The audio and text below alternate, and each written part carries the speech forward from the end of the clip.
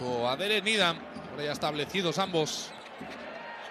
Martínez-Gebben intenta hacerse un hueco, la levanta y anota, imparable Martínez-Gebben. Esto defendido por Miles Cale. De nuevo para el veterano Needham, pase interior para Juan Fernández.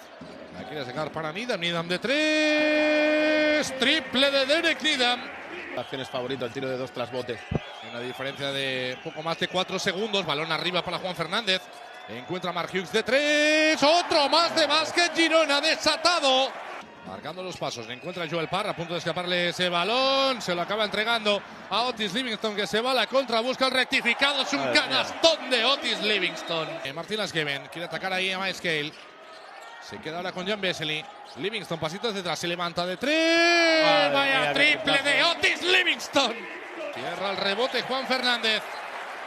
Quiere volver a correr Pep Busquets.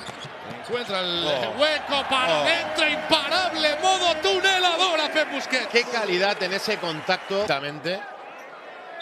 Decelerando. Ahora Nikola Maric. Vildoza.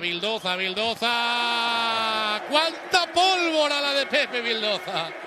Y este es Mark Hughes. Le aprieta Kevin Panther. Hughes, pase interior, completamente solo Nikola Maric para abajo. Aguantó el 1 contra 1 con Billy.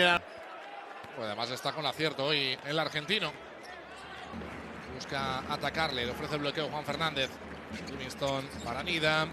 Needham que se quiere ir para adentro, aguanta bien, el lanzamiento difícil, es un canastón sensacional de Derek Needham.